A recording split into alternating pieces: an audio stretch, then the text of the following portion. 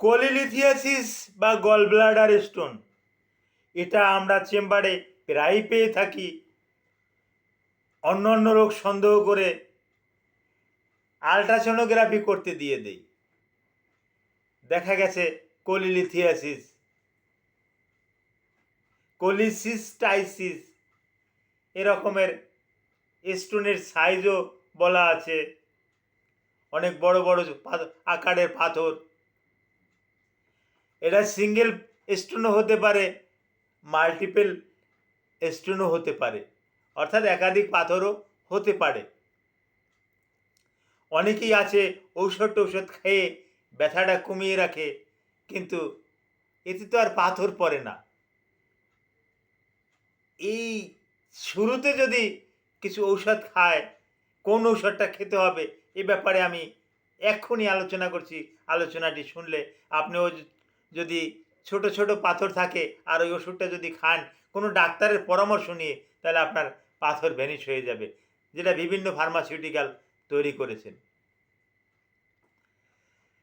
আসসালামু আলাইকুম রহমতুল্লাহি ওবারাকাতুহু। আমি ডাক্তার মীর শহীদুল ইসলাম। আমার চেম্বার শুভেচ্ছা 255, ঐতিহ্যবাহী শেখঘাট, সিলেট। যে কোনো একটা সার্চ ইঞ্জিনে ডাক্তার মীর শহীদুল ইসলাম কথাটি লিখে সার্চ দিলে আপনি আমার সম্পর্কে যাবতীয় তথ্যাদি পেয়ে যাবেন। অনুরোধ রইল, সার্চ দিয়ে ওখান থেকে একটা একটা ভিজিটিং কার্ড আপনি আপনার টাইম লাইনে রেখে দিবেন। যে কোনো বিপদ আপদে আপনি একবার ফোন করেই দেখুন না আমি কিভাবে আপনার ফোনে সাড়া দেই। এ পর্যন্ত কেউ বলতে পারবে না যে স্যারকে ফোন দিছি, স্যার ফোনটা রিসিভ করে নাই বা পরবর্তীতে রিপ্লাই দেয় নাই। এই রকমের ইতিহাস আমার তো মনে হয় আমার জীবনে নাই, আমাকে কেউ বলতে পারবে না। আপনিও একটু ট্রাই করে দেখুন, একবার একটু চেষ্টা করে দেখুন, ফোন দেন বিপদে আপদে। রাত্র যতই হোক, দুপুর টুপুর কোনো বাধা নিয়ম নাই। আপনি রুগী হন, ভালো মানুষ হন, রুগীর আত্মীয় হন, আপনি আমাকে ফোন দিতে পারেন, কোনো অসুবিধা নাই। আমাদেরই কলিগ অনেক ডক্টররা লেখায় শুধু বিশেষ প্রয়োজনে রুগী কল দিবে। আরে রুগী তো বিশেষ প্রয়োজনে যে রুগী আইসিইউতে, তখন সে আবার কল দিবে কিভাবে? এই রকমের কথা আমার মুখ দিয়া বলার শোভা পাচ্ছে না।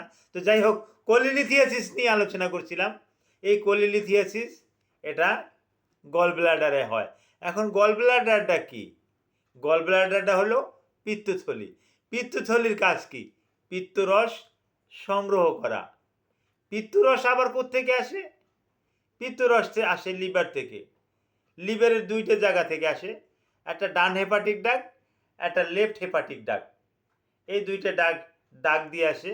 আর যেখান থেকে আসে ওটা right hepatic lobe, left hepatic lobe.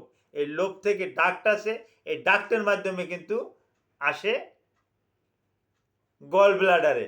গল ব্লাডারে যে আসে, এই যে গল ব্লাডারের যে আসে, এই আসার এই যে একটা ডাক্ট আছে, একটা পথ আছে, এই পথটাকে বলা হয় কিন্তু সিস্টিক ডাক। সিস্টিক ডাক, এই সিস্টিক ডাক দিয়ে ওখানে আসে। আর লিভার প্রতিদিন, শুনলে আশ্চর্য হয়ে যাবে না, প্রায় 250 সিসি বা 250 ml পিত্তরস তৈরি করে। এটা পাতলা, এটা ঘন হতে হতে 25 সিসি 25 ml এ রূপান্তরিত হইয়া গল ব্লাডারে থাকে। ওখান থেকে আর একটা ডাক প্যানক্রিয়েটিক ডাক্টের সাথে মিললে, হ্যাঁ, ওই কমন হেপাটিক ডাক। তারপর আসে কম না, ওটা বললো যে বাইল ডাক তৈরি করে, ওখান থেকে ডিউডেনামে গিয়ে শেষ হয়। তো আমরা দৈনন্দিন যে সমস্ত খাবার দাবার খাই, এগুলোর কারণে আমাদের গল ব্লাডারে স্টোন হয়ে থাকে। বিশেষ করে ফাস্ট ফুড, জাঙ্ক ফুড, তারপর আসে চর্বিযুক্ত খাবার, এগুলোতে কিন্তু গল ব্লাডারে স্টোন হয়ে থাকে। লক্ষণ কি?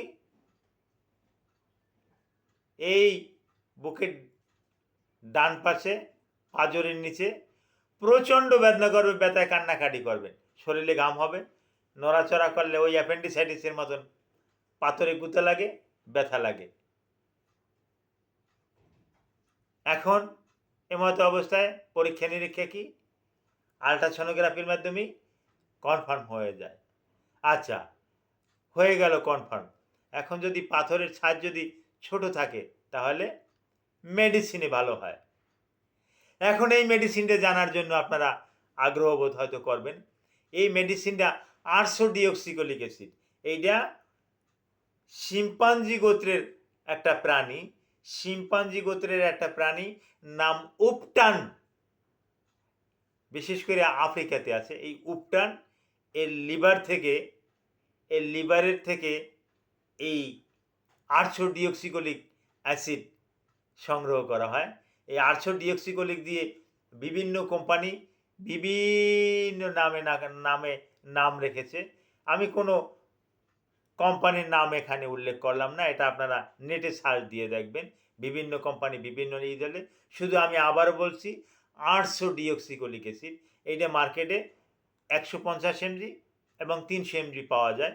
তো একটু যদি সিভিয়ার কেস এবং প্রাথমিক পর্যায়ে 300 mg বিএইডি ডোজ, অর্থাৎ একটা করে রোজ 2 বার খাওয়া দাওয়ার পর আরশোডিঅক্সিকোলিক দিয়ে থাকি, এবং বেশ কিছুদিন যাওয়ার পর পাথর ছোট হয়ে গেলে 150 mg 2 বার দিলেও আমরা ভালো রেসপন্স পাই।